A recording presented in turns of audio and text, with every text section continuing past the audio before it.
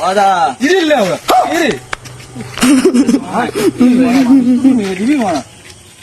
একটা কেস হয়ে গেছে।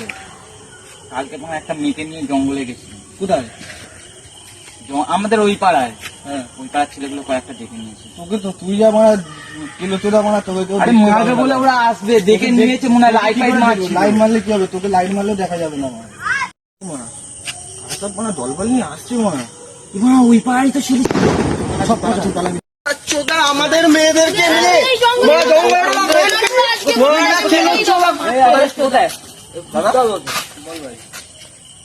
আপনাদের পাড়ায় একটা ছেলে আমাদের পাড়ায় একটা মেয়েকে নিয়ে ঝোপে ঢুকেছে।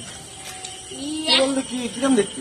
কালো বাঞ্চত কালো না, ও কালো মানে অসভ্য কালো মানা। ও কালো মানা মুখে মানে বলা যাবে না। আচ্ছা আচ্ছা আচ্ছা, বুঝতে পেরেছি তোরা কার কথা বলছিস। আমাদের পাড়াতে তো একটাই পিস আছে, কিন্তু ওকে লাগবে কোথায়? এখন তো এখানে নেই, এখন বোধহয় কোথাও গেছে হয়তো কাজে। এখানে নেই, এখানে দেখতে পাই না।